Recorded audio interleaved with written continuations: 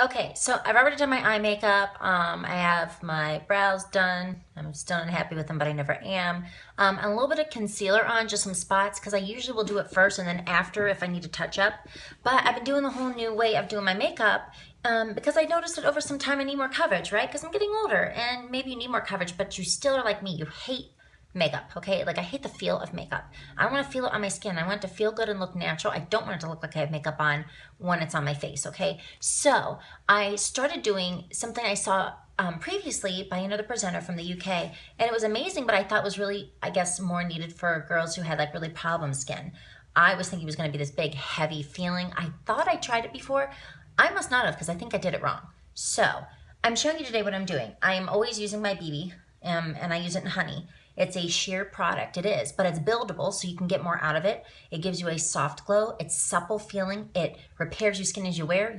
This is like the all around product of all time to me, okay? Now, I'm also gonna use primer.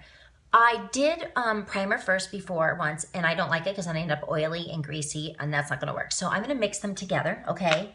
And then I'm using Touch Concealer in Satin. Now, when you are using concealer to conceal like a blemish, use the same color as your foundation. If I'm honey, I'm going satin, somewhere around those lines.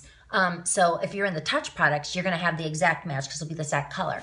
But if you're gonna highlight with the concealer or cover up dark circles, you're gonna go 1 to 2 shades lighter, okay? 1 to 2 shades lighter for dark circles, same color for blemishes. Okay, so I did this in Chicago recently on our anniversary. I'll put this here so we can just see it best.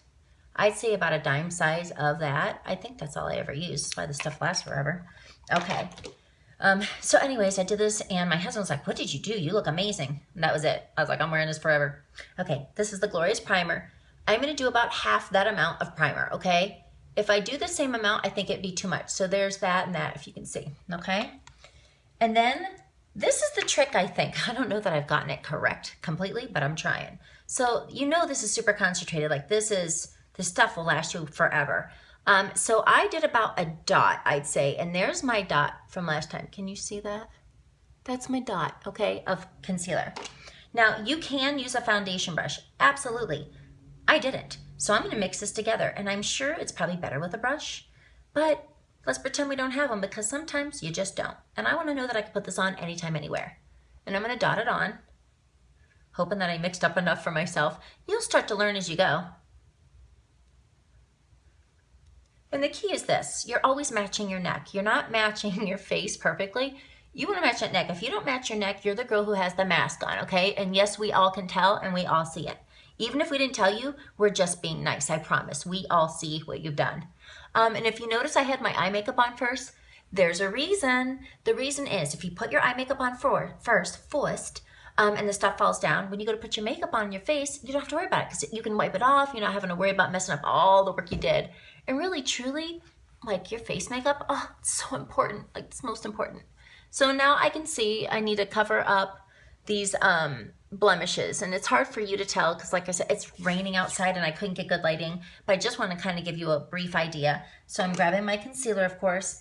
I do have a concealer brush if I can find it in this second of time, probably not. So I'm going to dot it on my little blemishes that I can see. And they're kind of not as apparent with the makeup on, so that's good. Good to know. I know I didn't blend here. The reason why I should have used a blending bud. Okay, because I have a pimple there. One down there. Okay. Did I get them all? That's the mole that I wish would disappear, and it never does. I try, though. I try to make it disappear all the time. Seriously. Let me try to find my concealer brush because I need it for this part. Okay, now you get to watch my mouth moving a million miles an hour because I had to speed up this video in order to keep it under 5 minutes. So, anyways, when it comes to using the concealer brush, do I think it matters for that touch concentrated concealer? I absolutely do because you want to dab it in. You don't want to blend it. You want it to kind of sit on top and do its job and cover what it needs to cover. Remember, your concealer is always the same shade as your foundation. But if you're covering up dark under eye circles or you want to highlight, it's 1 to 2 shades lighter. I always do triangles, not circles. Why? Because when you do a circle, it just brings more of the eye to that area, and so it really looks like you do have something there, and we're not trying to do that. We want it to be subtle and just look like a natural highlight to your skin. Then I go with my bronzer, the number 3 under the cheekbones there, and then I finish it off with a little sweet on the apples of my cheeks. Blend it all in, and you're